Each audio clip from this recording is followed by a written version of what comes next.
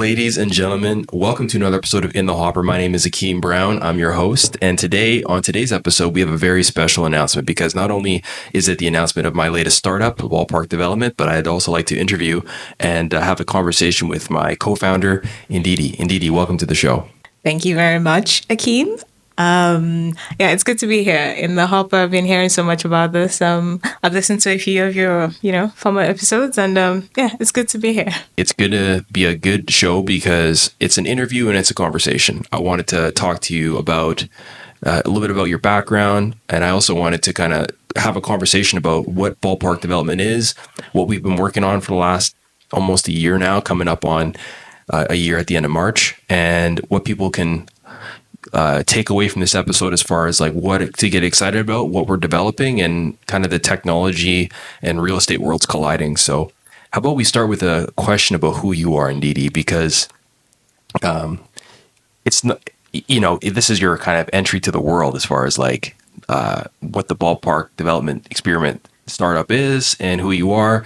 Tell us a little bit about your background and how you got into technology. That's an interesting question because my background has always been in tech. I mean, my first degree is computer science and management, back home from Ghana. But I've never actually built a technology from start to finish. I finished my first degree and jumped into getting a job. So I went into marketing and worked there for 6 years. I worked with developers building software as a service solutions back home, working with clients. So I have experience with project management, client success, product management, and I've just been in technology in that scene, working with people who were doing amazing things, building amazing products. And at some point I was like, hey, there's all this new technology and new advancements going on, and it seems like I'm being left behind, even though this is my field, this is what I studied. And it just seemed like there were, things were going at a really fast pace. I couldn't keep up. And I saw people building really cool things, solving amazing problems. And so I said to myself, okay, I have to get back into learning again. And this time around, learning how to build a product from start to finish. So in 2021, after 6-7 years working, I decided, okay, let me go do my master's. And the University of Alberta gave me the opportunity to start my master's in computing science. So I did that, came in 2021, and finished my master's in January of 2024, last year. And I decided I'm going to try to just, conceive of an idea and actually get the skills to build that idea from start to finish. So I jumped into software development. And now I can say I'm a full stack developer. I'm able to take an idea from concept to completion. And I think that's where the story of Ndidi and starting Ballpark Development started from. Thanks for sharing that. I like that background because it's not just pure software development and pure computer science, which is, I think, the route that a lot of people think that people who are programmers take. Is like, okay, computer science degree, software development, all that kind of stuff. You actually have like a good business perspective as well with marketing and stuff. And, we met in French class, which is an interesting side note, and it's not irrelevant, I don't think, because we were both learners and we're trying to understand a little bit more about the world, and languages is an interesting subject in and of itself. But we met in that class, and I remember, after class, we'd have conversations on the ride home and talk about science and technology and what's happening in the world of business and how machine learning is exploding. And I'd have these ideas, bring them to you, and you'd be like, okay, well, I'm not sure if that's going to work. And you'd send me like the reason why the next day. And that kind of planted the seed for our partnership, because I looked at you not only as a technical person, but as a person who could really have a shrewd business mind when it comes to like sussing out ideas, brainstorming, iterating, these kinds of things that are important when it comes to building something that could be really impactful for people. I think it was really cool to learn that about you, that you have that marketing background, also the computer science background. Now you're really good at software and programming and all these different kinds of things. How about we talk about the genesis of Ballpark Development? because I think people on the show know my background. As far as my background goes, going into real estate development, starting the show, if you go to the very first episode of In the Hopper, it's with my colleague Nathan Raju talking about the Station Park project, in which we did this micro retail development on White Ave and Gateway. And in between episode 1 and the latest episode, I've gone through a bit of a evolution professionally, where I'm not just thinking about real estate, I'm thinking about technology and how these worlds can collide, because there's a lot of data in real estate. And then last March, I get back from Asia. I connect with you and I say, hey, Ndidi, what's up? Like, you just finished your master's degree. Like, what are your plans? Like, I know it's a tough job market. Like, kind of what are you looking to do? And I think, we met together for a brainstorming session. And then I guess, what do you think? How do you think our idea developed from that meeting? That's thinking back now. That's an interesting one, because I remember French school, Alliance Française, where we met, and where it seemed like you came to class to make everybody laugh.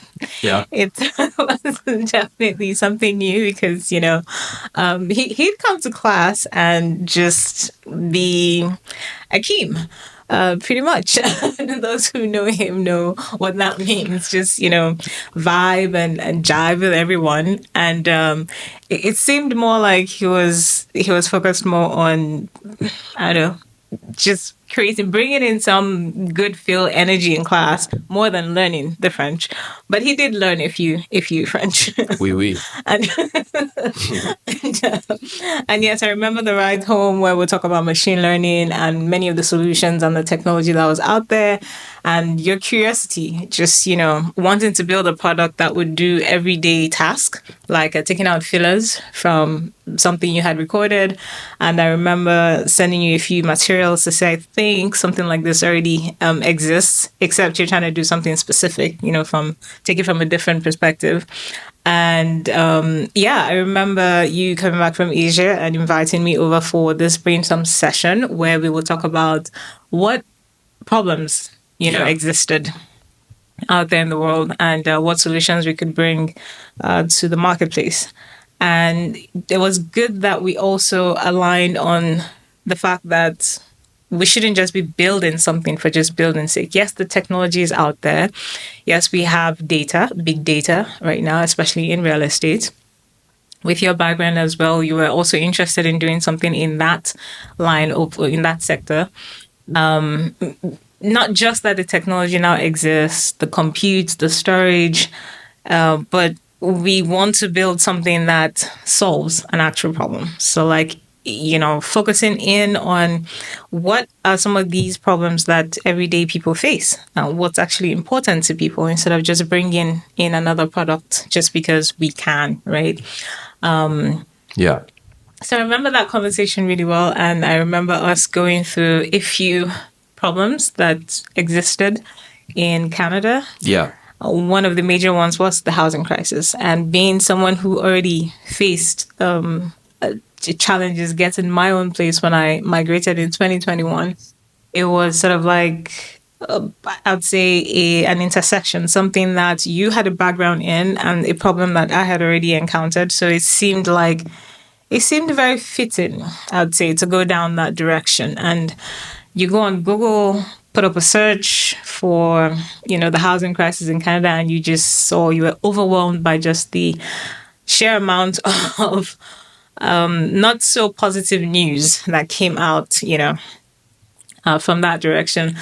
Plus, I think it's also important for me to point out this direction, or this point, which is that I migrated in 2021, came into a country that was opening its arms to a lot of people, and a lot of people were trying to call Canada home at a certain point, but they come in, and there's a lot of, I'd say, there's a clash. There's a collision with, cultures and ideas and expectations, especially, people haven't left their homes and their livelihoods and everything they knew and took this jump. And then you come into Canada and, you hear, well, there's a lot of immigrants and, this is, bearing down on the infrastructure we have, especially housing. So it was a melting point, right? It was an intersection. It was an important problem from that perspective. And then your background, knowing your background and your passion in the built environment and how you wanted to do something, build some technology that would help solve this problem so that there isn't all of that clash, going on. So yeah, I felt that brainstorming session was what gave life to Ballpark Development, in that it brought out the different aspects of the problem itself, both from a policy perspective, a migrant person's experience, and someone who's here, you who have that experience in real estate and you're passionate about just, this shouldn't be a problem. It shouldn't be a problem. Canada is big enough. We have the space.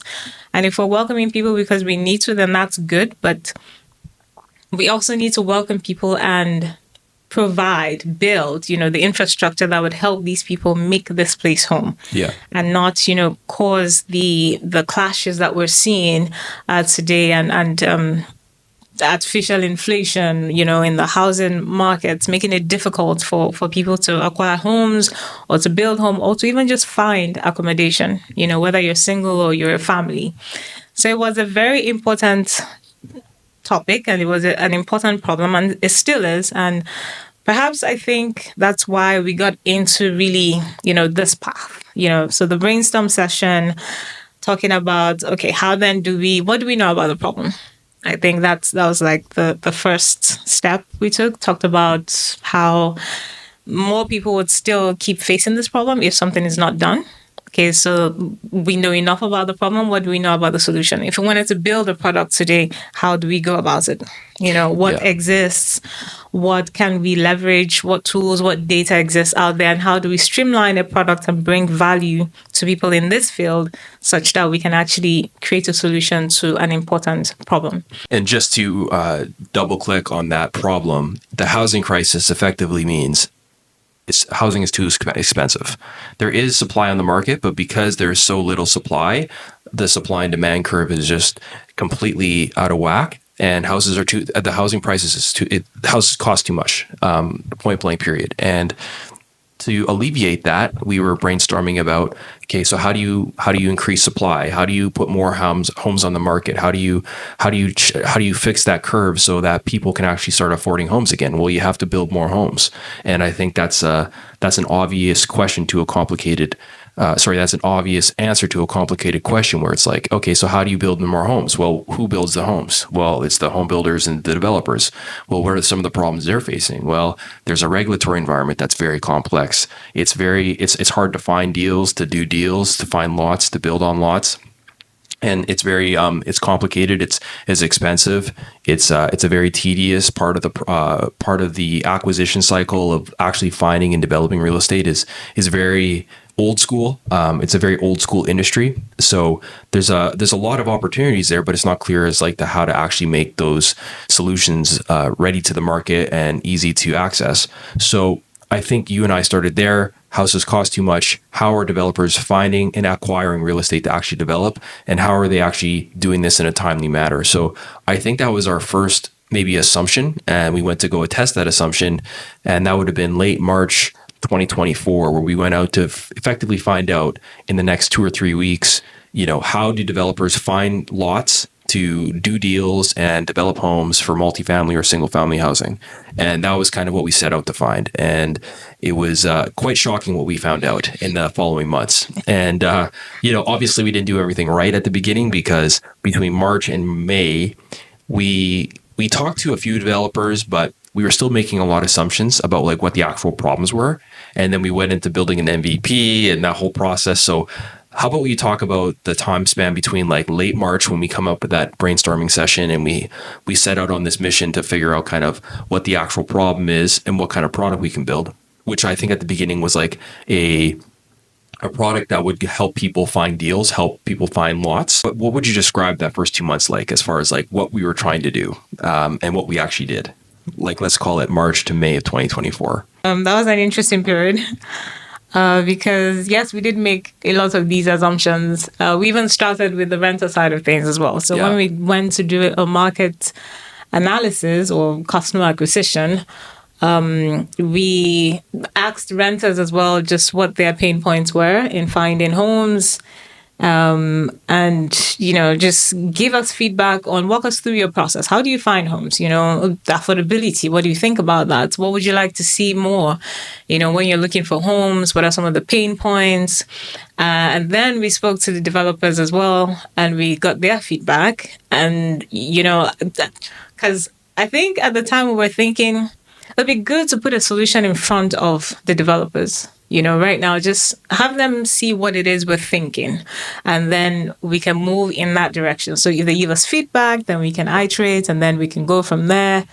But then again, I had it at the back of my mind that just because you think a problem is the problem doesn't mean that's actually the problem. Or at least the way you're seeing the problem may not actually be what the problem actually is, right? Right. And coming from someone who has a product management background, I've learned to build products that customers want, not just the product that I want to build. So it that also fed into how we kind of went about, okay, so how do we develop this MVP? And then we thought, okay, let's do an MVP for people who don't know? Yeah, well, an MVP is a minimum viable product. So it's like the least complete, or the least complete version of a product that you can take to market, just so that customers can see. Yeah, bare bones. It has the functionalities, but not everything, right? But like maybe 1-2 features that you want people to play with, right? And then give you feedback on. So we did build the MVP thinking, okay, maybe it's something about lots, helping developers find the lots. So if we have the data, and we did find that we had the data from the City of Edmonton website, which is also something else that was very encouraging, because the City of Edmonton has made this open data portal where they're like, we have the data and it's open, right? And they've provided APIs for, developers who wanted to use that product and the data to build, before we got to that, didn't we have to do something with realtor.ca? Yes, we did. Or like the other, there's a bunch of listing sites, so why don't you describe that? Yeah, we had to first, when we started thinking about how to get the data, we thought to ourselves, well, we could scrape the web, right? We could, and then there was that whole trying to err on the side of the side of caution and the law, and there were some sites that pretty much said, no, you can't scrape our website, and it was a challenge. But we were trying to scrape the websites because we needed the data. We wanted to streamline the data. I mean, the data was required for the tool that we were building. And we thought, hey, all of this data exists, but people still are not able to make informed decisions. And it means that, something needs to happen. Like, we were going through this process of like, okay, we're going to go through 3 or 4 different listing websites. We're going to put a crawler on all those websites, and we're going to pull all the vacant lots. This was like early days. Yeah. We're going to pull all the vacant lots off of all these listing websites, against their will.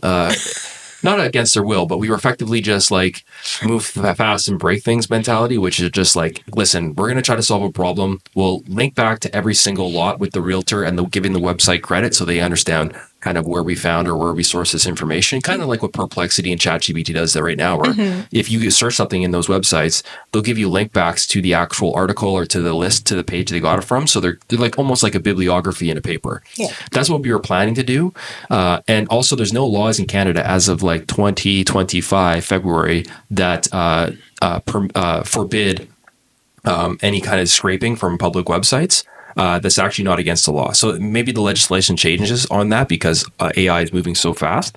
But back then, that was kind of our assumption. It's like, hey, listen, let's build an MVP that's based around scraping all these listing websites for vacant lots and then presenting it to the user by way of a sequence of prompts of like, where do you live? What kind of thing are you looking to develop?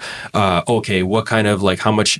It was very high level geographic based where it's like, this is the segment of real estate we want you to build or you want to build. and this is how much your budget is, pretty much. Yeah. And just based on those two kind of filters, we would present you with options in the city of Edmonton. Yeah. And that was the first iteration. And to do that, because Ndidi at the time, she was an okay programmer, but she wasn't like she wasn't the when I'm not the witch I am now.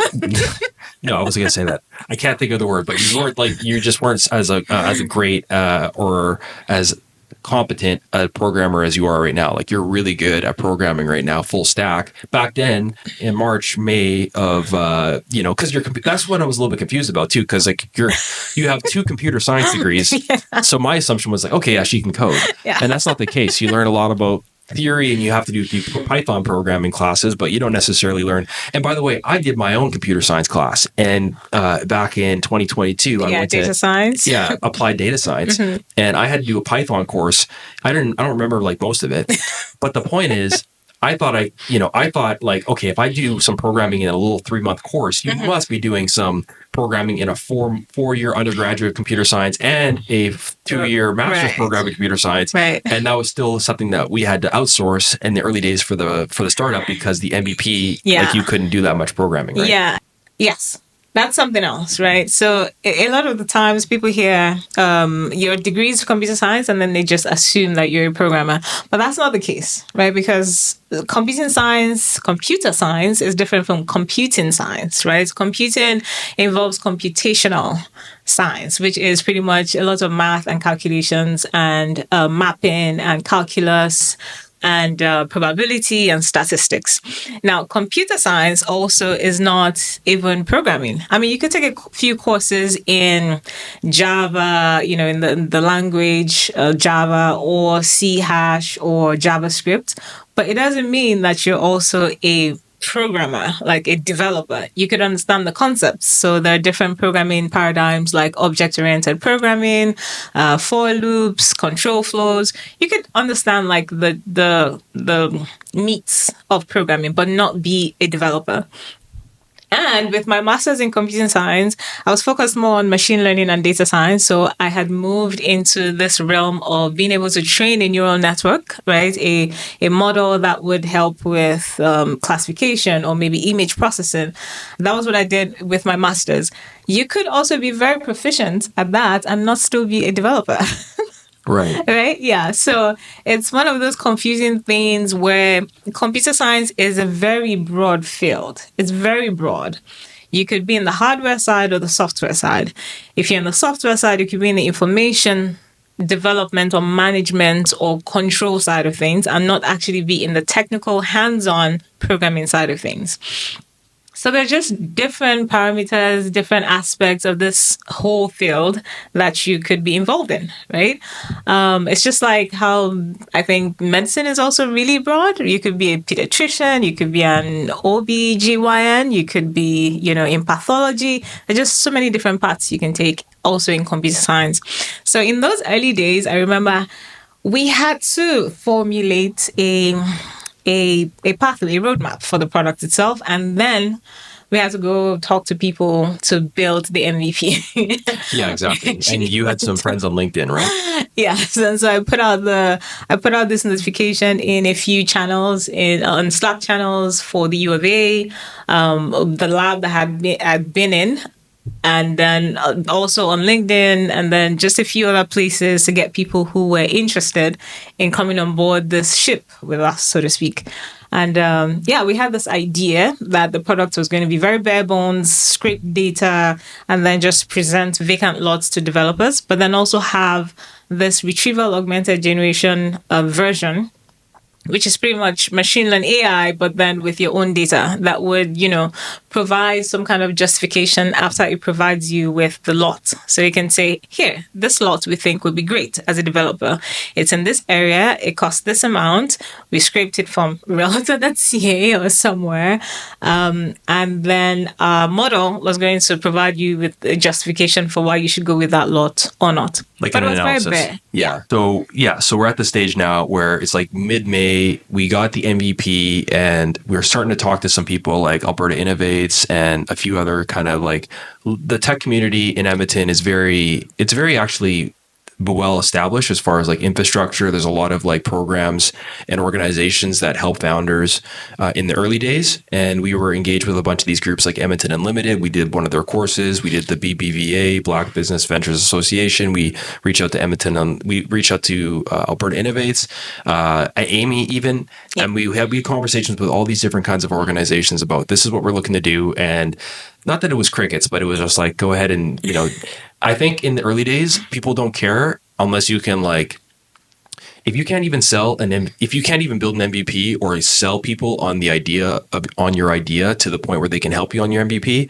it's like, they're almost not even interested, it's so, and I don't blame them, right? It's like, you haven't even sold to people around you on your startup. Well, what makes you think you're going to sell us on it? So from that perspective, I get it. And this was kind of all happening around the same time, around March, April, May. We incorporate in April, and then we start building this MVP team out based on this product that you described.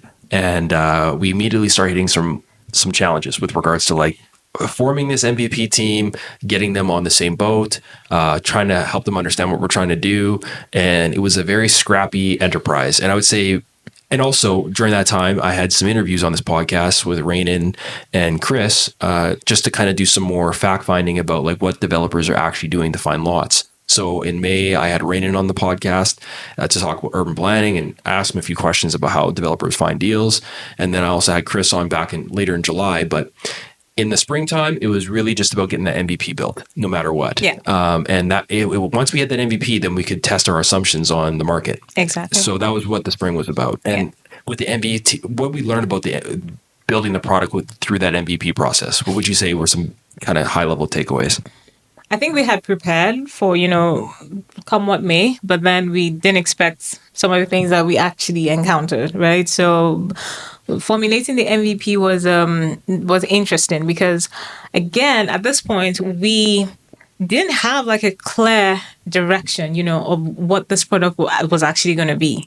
Remember, we were very clear on what the problem was. We were clear that we could find a solution with the tech that existed at the time, the data, the available data, and we wanted to really solve this problem. So we were obsessed with the problem, and then had the idea to build an MVP that would sort of help us, test the waters and see if we went in the right direction.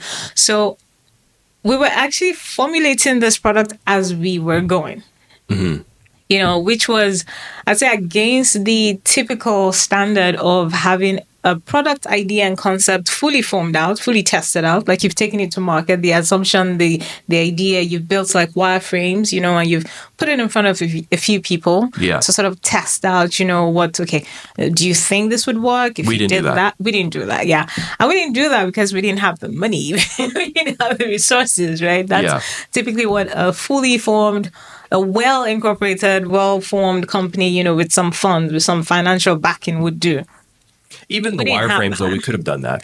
I mean, we could have done that, yes, but we wouldn't have been able to, take it out there and test with as much people, because building a wireframe is one thing, but then putting it in front of people, that's really the test. That's the whole purpose and the goal of doing wireframes. But we didn't have that time. We didn't have the resources. We didn't have the team. And so we thought, okay, why don't we build, our own team and then communicate to the team what the vision of the product was and what the vision of the company was and how this is a journey, and we wanted them to come along. And that messaging was very clear when we were sending out the invites. Yeah. But, it's one thing to hear about an interesting, exciting venture and have passion for it even. It's also another thing to be able to go on this journey with, two people who don't have, much to run together, and, they wanted to, have a job, like have some certainty, some security, job security. And they thought this was a job. But we had, said, hey, you're coming on board this journey with us. We don't have much right now, but we will try to get funding. And, all of that was just. What's interesting about that process for me was, yes, we made it very clear with people about what we were getting them involved in and kind of what we were willing to offer and all these different kinds of things. And we had to get into almost like some offer letters and all these different kind of things. And it almost distracted us, I feel like, a bit. But it was also interesting to me to know that despite everything with regards to our preface this with like, hey, we can't pay you. This is like a early startup. You know, we might not make it. We're trying to solve a problem here. But what I think caught my attention was that even though these people had knew very little to nothing about real estate, they all connected with the problem, which was there is a housing crisis and housing costs too much. Yeah. So they all connected with that. And I remember during the early first 2-3 calls we had where everyone had their own story about like, oh, this is like, yeah, I can't afford this house, or my parents are trying to buy this, or yeah, I have to live with. So everyone had their own kind of connection to the actual problem we're trying to solve, which has always been our North Star, I think, when I always think about what this is trying to do, which is like alleviate the housing market. There's a lot of eyeballs on this now because it's a key indicator for like how society can like just like form families and do just basic things and just have people who have like a dignity, right? With like, hey, this is my house kind of thing, right? So people connected to that in the early days for the MVP, even though they didn't really understand what we were trying to do, and neither do we, by the way. So we built an MVP somehow, some way. Because we had some people on the MVP team who were very good programmers, like very, very astute, like as far as like software development, and they built something, and they built something that kind of worked, I guess. Like it worked for like 2 weeks, and it worked longer than that. It worked for a few months, and which was valuable because now we can transition into the summertime when we have this MVP built, and you're kind of putting duct tape on the back end and on the front end to make it functional. And it was actually kind of a cool experience, especially the go, no-go analysis, which was the analysis you're talking about, where someone gets the site. All it would do back on the MVP stage was it would show you the lot based on the prompts you picked and the kind of real estate you want to develop. It would show you the lot in Edmonton, pulled from one of the sites, and then you would click a button and it would give you an analysis of like the neighborhood, what it is, and it was just kind of summarizing a few kind of like high level things in the LLM. And to me, that was like magic. I was like, this is cool, you know. So once we were armed with that MVP, what was our next steps, Ndidi? What did we do? Kind of like June, July, August, September of last year. I think by August we had the MVP done by August, and then we said, oh, okay, so we have something now. Let's go back, to the market and actually put this in front of people and see if we're on the right track and see what their feedback was, right? Mm-hmm. I mean, we could put it in front of a developer who would say, this is nonsense. This doesn't help me do anything. What are you trying to do here? Yeah. Or we could have feedback that said, this is good. You're in the right direction. Mm-hmm. Maybe add this. Maybe take this off. Maybe I want to see this, make this that. And that's what we were hoping for, really. That's why we went back and we spoke to a few other people. I remember meeting great people, Tom, Angelo, who is an anesthesiologist by day and a real estate developer by evening or weekends, trying to see how he could get in on developing deals as well. And he said he used bird dogs, people who go finding deals for him. And then, they'll call him up and be like, okay, there's this one. It's here. It costs this amount. It has this much space. And I remember the feedback from Angelo specifically when he said, well, I'd like to see more about the lot, about the deal. Show me a picture.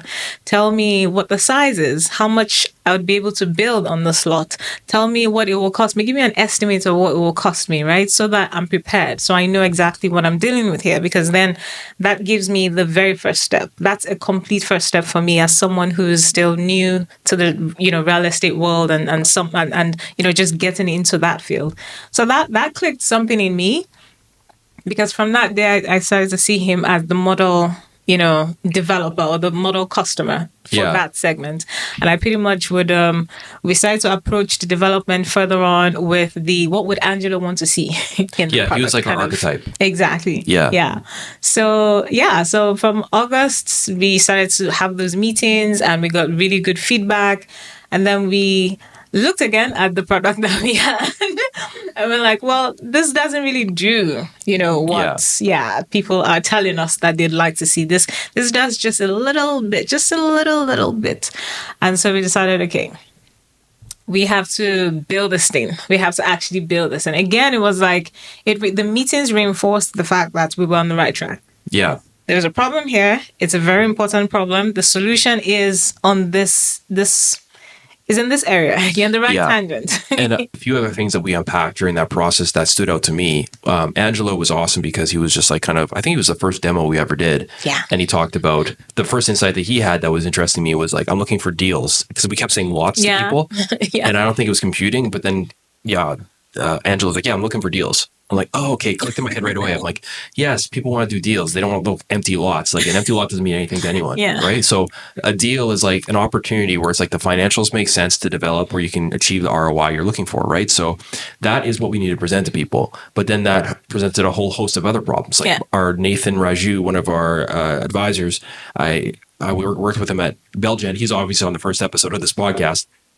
He gave us some insightful insights with regards to underwriting and like, hey, like how much does it cost to build a deal? Like all that kind of stuff, like all the financials that go into analysis of real estate development, like the actual numbers, the pro forma of it. That's something that Nathan planted a seed on early on. And then also with Tom, he talked about the underwriting function. Yeah. He did our famous back a napkin. And he said, frame this when you make $1 million. It was just like effectively like the process someone goes through with acquisition when you look at a plot of land and you're trying to make a deal out of it and you figure out the side area coverage, the cost per square foot to develop it, building it for highest and best use, kind of what are your ROI functions, what do you like, how much do you think you can charge for it, like how much money you're going to have to raise, all these different kind of questions that a developer asks themselves. What is the local neighborhood like? Where is the like local area transit? Like all these different things.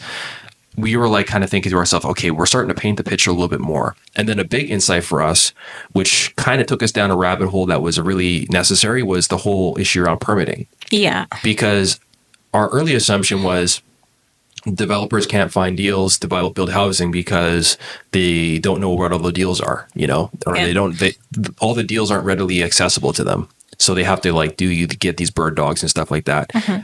And when another problem they had was once they actually get a deal, the actual process of going through their entitlements with like getting a development permit, getting a building permit, going through that process with the city is very cumbersome and time consuming. And the city's aware of this now too. Yeah. So you had actually gone to the real estate function in May. Yeah. You went to the Alberta Real Estate as a volunteer, like the Alberta Real Estate Forum. You made a bunch of contacts. One of them ended up being with the city, and I'll let you speak to that in a second. But the process of figuring out or learning that permitting was a huge problem for people. That was another thing that we tried to incorporate into our product that we built out. And how did you think our process went from like taking away the feedback from all those meetings and actually like turning that into like, let's call it Ballpark MVP Volume 2? From the real estate conference in May, it was very, very clear that, first of all, this was a different industry than what I'd been used to. I mean, you go to a tech conference and then you go to a real estate industry conference and you can see the differences very clear. It's like day and night, right? Everybody's all suited up, very serious. We're talking big money here, and it's housing, it's real estate. So yeah. And I saw a lot of important figures, the people from government, which is where I met with the contact from the city of Edmonton. And pretty much we had that talk about how the city is trying to incentivize developers, right? And then to your point is, at first we're thinking, developers just didn't know where to find the lots. But then even when they found the lots, the whole permitting thing was an issue because it took them months, to go through that permitting process. And it wasn't a straightforward route. I think that was the biggest challenge and still is the biggest challenge. Yes, it took us down the rabbit hole in that we tried to create a solution for that. And we did have a version of the solution, which we are going to go back to because I feel like that's a big enough problem on its own to solve as well, which would just be, it would add, icing to the cake pretty much. Help you streamline that entire process of what is the city looking out for? When they expect you to submit a building or a development permit, what exactly does that look like? What documentations, what do they want to see in those documentations? How complete are those documentations? Do they need to be? What does completeness look like, right? And it differs. What we found with the meeting with the city of Edmonton is it differs. One application could be complete to a certain degree, and a different application would not be the same amount of documentation that is provided for a different application will not be seen as complete because it depends on what you're building. It also depends on the, what is the, not the project timelines, but like, is it in compliance with the building code, right? Like, is it in compliance with the energy code? Yeah. What we figured out in August when we met with the city was they were excited about our product, but they didn't understand what we were actually doing with we were calling Ballpark Housing at the time. Yeah. And it's still called Ballpark Housing. But what we were trying to figure out was like what the city is actually like looking to solve. And they had actually engaged the U of A actually already with their computer science department or their machine learning or whatever the lab is to try to solve this problem of automation with regards to DPs and BPs. I'm not sure how well that program went, but the idea here was the product, which is kind of publicly known now to everybody, but is like, if you could figure out a software that could read a document, a drawing, a build, like a mechanical, electrical, or architectural drawing, and then effectively flag it in compliance with the local area building code and energy code, you would have a multi-billion-dollar business. Because that process is extremely valuable and time consuming because it's all manual right now. Yeah. Architects or your Uncle Fred will design on the piece of paper, will draw out the lines and make sure it all looks good. And if it's not a certified architect or engineer doing those drawings, sometimes it delays things because the city is like, okay, well, you're missing this and this. And then that feedback loop just takes longer and longer, which obviously delays projects, makes everything cost more when you don't start when you want to, right? Like, so there's a lot of things that happen when you have delays. Delays effectively are contributing to the housing crisis. Yes. So that process with the city was interesting because we tried to figure out a few workarounds with like, some image processing, machine learning, stamps with like certified documents and signature lines and stuff like that. And, that's still kind of a project that would be very exciting to work on. It's just the resources, right? Like we're a startup and, unless you're Google or Microsoft and you can pay for all the data, which is in this case, drawings to scan, and you can like build a model that can scan it in compliance with the energy code and the building code. Unless you have all these things and the ingredients to make your cake, it's going to be TBD, right? Yeah. So right around August, September, I think you're doing a boot camp as well to kind of, make your programming abilities even better.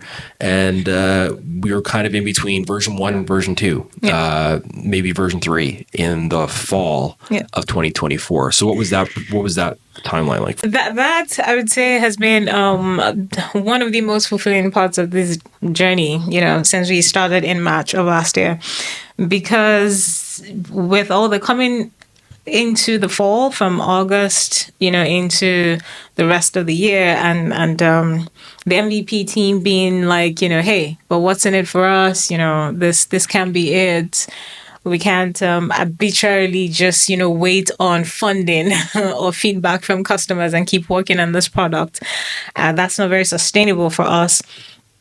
And that was totally understandable. So, a few of the MVP team dropped off and we still have a few people with us. But I pretty much said, hey, I'm this kind of person who... And I think it's a philosophy of mine as well, a personal philosophy of mine. It goes with the whole, self-awareness, self-discovery journey, self-sufficiency type thing. It is good to ask for help every now and again, but it's also good to be able to do stuff, by yourself. So at this point, I was like, okay, I'm going to take the bulls by the horn, so to speak, and I'm going to learn how to develop this product from start to finish. Because what we had started out with was more of a machine learning model, which was the MVP version. It was really a machine learning model, but it had a web application interface. So we had built a web app, but really the functionality was really just that RAG, the go, no-go analysis functionality. But this time around, we realized from everything we had been through, the feedback from Tom and Angela, and many of these meetings that we had, we pretty much figured we needed to build something, we needed to build a full stack application that had a Python powered retrieval augmentation generation model in there. So it's the machine learning bit was going to be a microservice, but the application itself was supposed to be a full stack web application where data is returned from the back end, from the database, and we can work with the data separate from, feeding the data to our machine learning model. And so yeah, pretty much I jumped on the invitation to start a software engineering bootcamp at Brain Station. That came at the right time because like when I received the invitation, I was like, yeah, I think this is the universe telling me Yeah. something at this point. And I'd always wanted to learn how to connect the dots, right? You know, you have the background in computer science, you've worked in the field, in marketing, you've worked with developers, you've managed products, you understand the fundamentals of concepts of programming, but you cannot program. You can't Right. build the product. So this time around, I was like, well, I will take the chance. I will take the jump, the leap, and I'm going to learn how to build this thing from start to finish. And pretty much, yeah, that started in August, mid-August, and it ended in November. And again, that has been one of the most fulfilling parts of this whole journey. And so now it's pretty much me and one other developer who's working remotely building the application. But we've made like great progress. We now Ballpark Housing MVP, morphed into Ballpark Housing version 2.0, and version 2.0 has morphed into Ballpark Development now. So we have, we have a bigger umbrella product suite, so to speak, and it has 3 sub products, which is now, so Ballpark Development has Ballpark Housing, Ballpark Consulting, and Ballpark Labor, because we know that we've also found that the education side of things is also important. A lot of people actually don't know a lot or enough about the real estate to jump in. Even people who've been in the field, we've experienced. So so I'd say that was an exciting period and journey for me, and I'm still learning. But yeah, full stack developer right now, leading the charge, building the product from start to finish. When the challenges or technical challenges face us, we know now what to do. With a lot more speed, where we're not like engaging with an MVP team, although they were all awesome to work with. There's obviously everyone's got their own lives, and they're not going to be as passionate about something as we are, right? So it was awesome for you to go through that growth, because it's just going to put more value into what we're trying to do for the market, and we can iterate faster. So what was interesting about the fall going into winter for me was just kind of rounding out some more product demos and then meeting with some more stakeholders. So we had our second meeting with the city of Edmonton. Yeah. And I had a lot of kind of epiphany moments during that meeting. The first of which was our housing product, which by this point was a filtering mechanism that could show you lots. But it was also on showing you, based on Tom's and Angelo's meeting and Nathan's meeting, we were looking on underwriting. So what is it going to cost to build? How much does the land cost? And then kind of like get you in the right ballpark, which, by the way, we're calling it ballpark because when I was working at Belgen, working with a lot of different people in the industry, everyone would say, "What's the ballpark for that?" Or "Are we in the right ballpark for this?" Yeah, like it's common jargon that's used a lot in just kind of corporate America or really anything. But it's a good. I thought it was appropriate for what we're trying to do, because people are trying to get a ballpark for not only their underwriting but for their deals, for their permitting. They want to make sure that they don't have to have certainties. A lot of real estate people are entrepreneurs. They're looking for approximations so that they can move with confidence. So we're trying to get people in the right ballpark so they can actually move forward with that. So when we met with the city, they liked the economics of unlocking the bylaw, which is what we're doing as well, because part of our software is you brilliantly were able to pull with the geolocation the city bylaw, interpret that into our software so that any lot can be underwritten in seconds, with the site area coverage, with the easements, with the setbacks, all these different kinds of things. And then people can understand how much they can build. Our software can do it automatically for highest and best use. And then really what it does is the whole city now becomes your playground. Like, it doesn't matter what lot it is in the city. We can underwrite it because we have all that information in our back end for the highest and best use. And when we presented that to the city, we thought they were going to be amazed by our ability to streamline their permitting and system and stuff like that. Yeah. But they were less impressed with that because they thought, we didn't really have the technical capabilities to do it, which is probably correct. But what they were really impressed with was our ability to really unlock the economics of the bylaw, unlock the economics of development. And that's what someone who is an analyst at a real estate company does all day. They sit in front of a spreadsheet, someone gives them a lot to underwrite, and then they go through a pro forma and they build out the ROIs. our software can do that in seconds. Yeah. And I think that kind of sparked their interest, and it made us double down on that product and make sure that housing product was like really good. And that's without the go no go analysis, which is going to be an LLM powered analysis tool for like taking in a lot of different markers. And we're going to add even more to it with regards to like location and geotags and different kind of things like that, and local area demographics. The point is, that was an important meeting because it helped us realize the value, because they see a lot of stuff at the city with regards to developments, permits, and stuff like that. And then the other thing that was interesting to me was meeting with one of my old colleagues at Belgen, Kingston, and he told us a lot about like the real value, which is in real estate, which is off-market deals, which I kind of intuitively knew. Like, this is something where it's like, yeah, if you talk to anybody in real estate, if you are trying to underwrite something that's been on the market for a while, it's kind of old news. Mm-hmm. Everyone's taking a look at it. The reason why it's on the market is because nobody's been able to make the numbers work. Yeah. So if it's kind of like, if it's on the open market, nobody cares.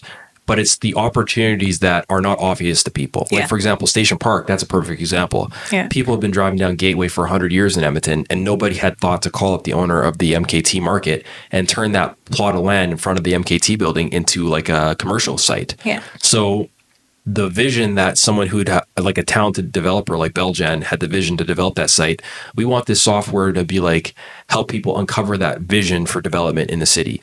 And by unlocking all the elements of the experience, and Kingston really helped us understand, like, hey, listen, the value's not in the on-market deals; it's in the off-market deals. And if you can really help people underwrite everything in the city for highest and best use, that's a really valuable function. So off we went, and that was a really big takeaway, which kind of rounded out the year for us in 2024 as far as like what we needed to deliver. And in the meeting with the city as well. The consulting thing, which was interesting, was we would talk to the city about potentially this idea we had that was more service oriented with like a product interface that would be a tool to help people who are business owners or people looking to do their tenant improvements on a new space. Let's say they rent out a corner store on a White Ave and they want to build out their coffee shop. Well, not everyone is in the construction field. Not everyone is in the development world. Yeah. Not everyone understands like what it means to build a project team, what it means to align your design with the base building of the building. So like you're not signing a deal before you know how much power and mechanical requirements you need. So this intricate dance, is actually something I did hands-on at Station Park for like the last year when I was there, which was interpreting the building code, interpreting the mechanical requirements, the electrical requirements in the base building. And then because the landlord's trying to do a deal with these business owners, there is a little bit of leeway where you have an opportunity between finding the opportunity and signing the lease or signing the LOI to get what you actually need out of it, so you're not wasting time and money. Because the city told us they heard horror stories of people who would like sign a lot or sign a deal for a restaurant and not knowing that they needed more power based on their design, which they hadn't done yet. Yeah. And then they'd sign a deal, they're locked in. Next thing you know, they've blown through their entire fixturing period. And now they're paying rent and they're not even halfway done their development. So the city was like, if you can remove those gotchas or those landmines that business owners often walk into, and then they end up losing their shirt over before they even open their business, that'd be of extreme value. So that's where Ballpark Consulting came from. Yeah. Yeah. So that was also, big insight for us because, again, it reinforced to us that we were on the right track, solving the problem that really mattered. Because not only are we trying to provide more housing, we're also trying to stimulate the economy for small businesses, right? So if you're a small business owner and you're trying to find a space to start your business, we would love to walk you through that process, right? So that you don't spend half of your capital or maybe all of your capital, just trying to get the space and start the business. So such that maybe 1 or 2 years after starting the business, you go under. Yeah. Right? So if we're able to come in with education, with hand-holding, with advising, that helps you know what are the things you need. So help you put your ducks in a row, so to speak, before you even get into paying anything, right? But this is the entire process. Know what this means, know what that means. And we sort of take you through that entire journey so that you can find the right space, start your business, and, be profitable. So Ballpark Consulting was also, yes, another, epiphany for us, where we're like, yes, we're actually on the right, track with this product. And it was also interesting that we had gone down that, trying to build a product that would scan a document like a site plan and try to detect the stamps or the signatures in there. Because, again, something else we're learning is that there isn't a standard way, to process building permit applications and development permit applications. It's very contextual, based on the context, based on what you're building, based on what you have, based on, the bylaws and the codes. And there was another meeting with an architect, Kevin, who we had met, who was pretty much like, for a city trying to get into a certain kind of play, right? Where you're trying to be very urbanized, but you want to stimulate housing development, right? You want people to build as much as possible, but you also have a plan. You want the city to look a certain way. You have city nodes, right? There are places where you want expansion to go to. And the more you welcome people into Alberta as a province, there's a way you'd like for that, I would say, divestments, right, of population to look like in your city. There should then be a standard, right? And we're thinking we could, build out that product where we standardize this entire building development permit applications, where we're like, yeah, we have a database of licensed architects, and we can pretty much streamline everything that comes from a particular architect, including their stamps, their signatures, their drawings. But like you said, that will take long time. Yeah. So it was good for us to focus on what we could control. Again, being that we are now a smaller team, but we were more focused. Now we have tunnel vision on what we need to do. We have the skills, we have the data. It will take a long time, yes, because there is right now at the city of Edmonton with the open data portal, there's over 400,000 different lots that could be underwritten, including parcels and suites. So it will take a long time, for us to do that. And there's just a ton of other information, the number of building permits that are for a particular location, which again is just testament to how the city of Edmonton and Alberta as a province has positioned itself to help, incentivize. So I believe that news about we really want to incentivize development is just now with problems like this, or with that being said, there still is the challenge of, okay, what then is streamlined, right? Because there's this, all that data exists, the technology is out there, but it's still not streamlined, which is where we come in to try to say, hey, we have the technical capabilities now, there's the data that exists, and the problem still exists or persists. So Now let's do something about that. And we are taking it one step at a time, iterating through and pretty much, unlocking every single value that this product can provide to developers. Through this year, we've learned that there is a problem, and we've gone through this process of figuring out what we need to do to solve it.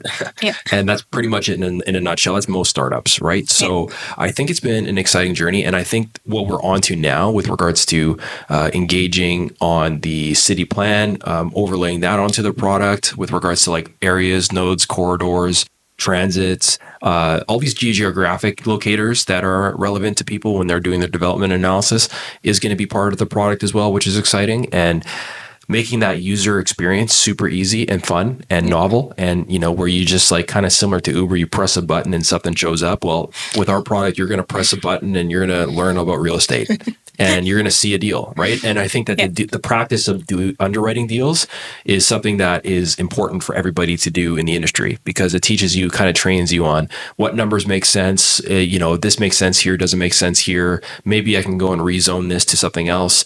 That muscle, it takes time to build. And I think our software has an educational component to it, like you just said. So I'm excited to see you finish development, and then we can take this to the market with a trial and roll it out. And we've engaged with a lot of organizations too to integrate some things with net zero and net zero readiness. and we're aligned to get some grants potentially with those kind of folks. And then with regards to integrations with, like I said, the city plan, maybe even some things with like hydrogen in infrastructure for industrial sites. Like there's a lot of things we can introduce into the underwriting process that could even help save money, like the MLI Select program, where you have 5% down, and if you're building affordable housing and multifamily, like there's like a lot more. It's approachable because you only have to have 5%, for example, and then we can integrate the policy programs around that program to developers to build like these 4 and 8 unit row housing units in the city and stuff like that, or show what parts of the city could be rezoned, or what lots in the city could be rezoned, or what lots could be put together to form a land assembly and develop like a new multifamily building on it, right? Because it's all about density. The city is Edmonton's supposed to build, Edmonton's going to double in population in the next 10 years, according to their census studies and research. And that's an important thing to think about, but it's also a huge opportunity for developers, where it's like people are going to be coming here in droves, so we need to build the infrastructure before they get here. Exactly. And then when we can do that, then, there's not going to be a housing crisis, hopefully, in the next 5-10 years. And then we can roll this out to the rest of Canada, to all the other cities that have data that is accessible, like the city of Edmonton has it, to make sure that other markets have the ability to streamline their development as well. So I think there's a huge opportunity here for us. And it's been a very fun process of like marrying that technical side with the AI and just web application, web development, and Python and all these different kind of technologies. And I'm just throwing out buzzwords now, but like marrying that with like the real estate, we have domain expertise in two really kind of unrelated fields to make a product that's going to be very novel for people that I think they're going to enjoy. So I would like to also say that not only has this been, a fulfilling journey or process in that, I have skilled up in a technical aspect of my life, becoming a software engineer at this point. But I've also learned about real estate, right, in Canada, especially in Edmonton and Alberta as a whole. And that's in no small part thanks to you, actually, because you've helped me understand, how the built environment works here, the bylaws, zonings, just different perspectives of real estate that I didn't know existed before. I mean, coming from back home, things work, differently from the country where I come from, Nigeria. But it's different in Canada because there's like a structure, right? And even though some may say maybe too much structure, I would say it's just an opportunity, right? The fact that it's structured means then that you have the information. You can now do what you want to do, knowing what exists, what the bylaw says, what zones you're in, how much property exists, what services are available on that property. And that just gives you a sense of, okay, what's possible? What can I do then at this point? So I've learned a lot about real estate. And I remember one time you making a comment about how I'm learning this thing really quickly, but it took you a long time to learn.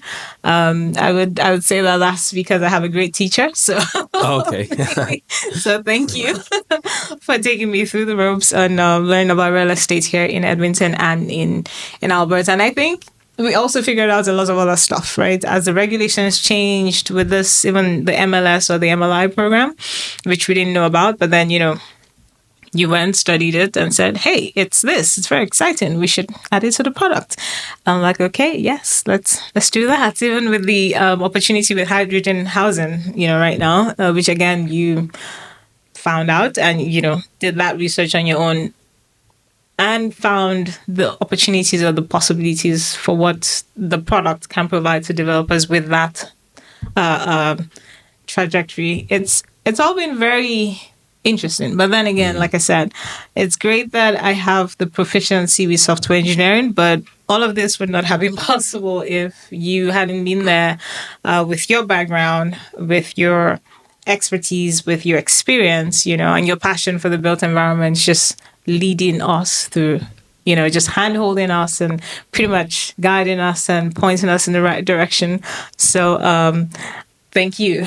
It's pretty much what I wanted to say. Oh, you're going to make me blush.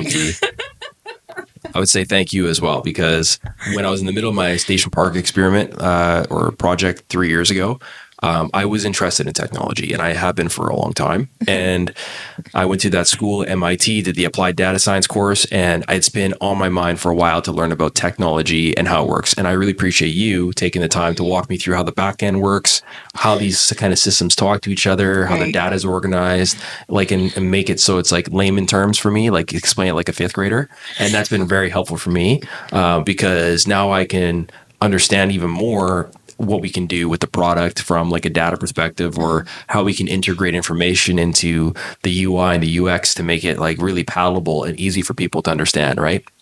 And make sure that user experience is good. So I appreciate you walking me through that and kind of being my technical tech teacher, you could say, and just help me understand that. So that's been really cool as well. But yeah, I think we have a lot to look forward to with regards to 2025. We were going to hit our 1 year anniversary of the brainstorm in about a month's time. And then we're going to hit our 1 year anniversary of being incorporated in April in a few months. So things are flying by. But what can people look forward to? Like rough timelines, don't commit yourself to anything, but maybe ballpark some schedule here if people are this far along in the podcast, what they can look forward to. With all of this talk we've been, yeah, I would not to. I mean, commitment is all we have, really. We're a business. So when we say we're going to maybe release a feature, or they're going to see XYZ functionality by a certain time, we should keep to our word, because then while we're a tech startup, while we're a tech company, right? So before the end of February, we can say that we would have the full product for Ballpark housing ready. And this would include having all the off-market deals that right now, I think we have about 5,000 records. There's a lot in the city of Edmonton there. There's over 400,000, really. Again, we're a small team, so it will take us a while to go through that. But currently, we have 5,000 records sitting in our database. And yeah, so we'll have a lot of data for developers to work with, knowing what off-market deals exists, being able to underwrite them, being able to also calculate the return on investment with regards to value, cash on cash, net operating income. Yeah. And then being able to get the go, no-go analysis for all of these lots, being able to see the net zero readiness for all of these lots, know what infrastructure exists close to these properties. So whether it's amenities, amenities, know what to, if you wanted to build net zero efficient buildings, you know, how many trees are around a particular property, right? So if you wanted to use solar panels, for example, on a particular development, you'd know that. So that would come before or by the end of February, where we intend to, you know, get that product out there, have customers use that, because no matter how great a developer you are, you still have to have your products used. Right. You have to put that product out there for customers to use, and find the value in there and give you feedback. Right. So we're going to get into that whole cycle of build, test, iterate. Taking feedback and then iterate some more, build out some more, test out some more, and hopefully grow from there. Get customers, ask people to pay for the product. Yeah. So just know that if you are listening to this and you're interested in being in our test phase or our trial phase, that, you're going to work with Ndidi. She's going to onboard you on the product and she's going to show you how to use it. Mm-hmm. But we're going to ask you how much you pay for this, and then we're going to ask you to pay for it. Because this is a business, and we also need to, make some money doing this. So I'm very excited about that process and developing the business some economic value in our own startup here, and actually generating some revenue. And then, that'll be the real test. And I think I'm excited for that phase as well. So in the next, like she said, at the end of February, and then hopefully in March, April, we can start rolling out with trials and getting some feedback on that front. And that's pretty much the journey so far. Ballpark Development, housing, consulting, and labor. Labor is not necessarily totally defined yet, but we're thinking about project teams in niches. So finding the electrician who only does cafes, and then aligning him with whatever your project is. And if he's not available, the next person who does cafes only as an electrician, and building the project team based on that, using like AI and stuff to, or using Ndidi software and our own infrastructure to organize your project team based on proximity of location, their actual niches as someone in the trades, and that includes designers and contractors as well. So we still have to flesh that one out, but we think that's exciting, and that could be an exciting moat for different people who are developers doing greenfields and brownfields, and then also people doing renovations and their TI work for their new build outs on the commercial real estate. Yeah, so with Ballpark label, it's going to be a sub product that will grow, because it came out of one of the insights from the real estate conference, where people were talking about, not only do we have the challenge finding the lots and also the permitting, but we also have challenge finding labor, skilled, qualified labor, to then do the actual development, building of those sites. So we thought, why don't we take you from A to Z, take you from point A to point Z, and pretty much, again, put you in the right ballpark. So you find the deal, you underwrite them, you know how much you're going to get with respect to return on investment. We help you streamline your applications for building or development permits, and then we find you the team that would help you do the actual construction. Yeah. So Ballpark Label will pretty much be that platform that, helps merge or connects the developers to the builders. The way I learned real estate development is you have acquisition, entitlements, construction, and then stabilization and property management. The vision of the product is to be able to, eventually in 5, 10, 20 years, take someone from acquisition to property management and stabilization the whole way through. Right now, we're focused on the acquisition part and potentially on the entitlement side with permits and approvals piece. But the construction part is also something we could think about, like Ndidi just said, with regards to labor, getting the right tradespeople on board to tie into your entitlements when you do your hard costs and you do your actual quoting out, and making sure your designer and your contractor are aligned, whether you do design, build, or whatever. It's an intricate dance that I think that people need to have organized, and most development companies do this in-house through different department and different people. But I think our tool will be useful as a guide and as a North Star as people organize these projects into buckets, almost like a project management software from acquisition to property stabilization that they can use. And also they could use, which is the most important thing, to do more deals and to build more housing and to stop the housing crisis and bring down housing.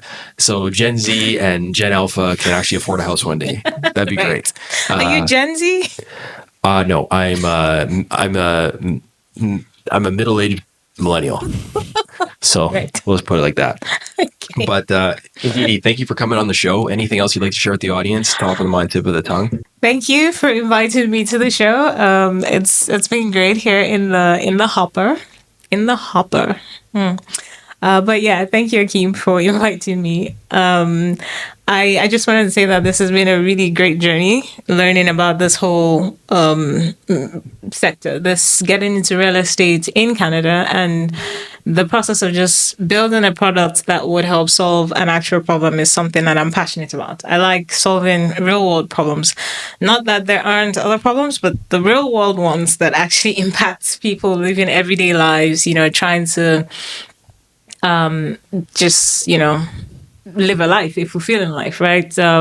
Put roots down somewhere is something that is dear to my heart. So I would say this has been a great learning journey, and I look forward to many of the things we'll accomplish and build in the future. I'm inviting people to sign up for the beta testing and to come into our customer pipeline. We would love to, have you put the product in front of you and hear what you think about it, and pretty much grow with you from then onwards. Yeah, you can reach us at Ndidi at ballparkhousing.com or Akeem at ballparkhousing.com. And we'll answer the email, of course, and we'll go from there. So, and we'll be prompt within 24 hours. You can bet your bottom dollar. And the spelling on that is Ndidi, so Ndidi at ballparkhousing.com. Ballpark is BALLPARK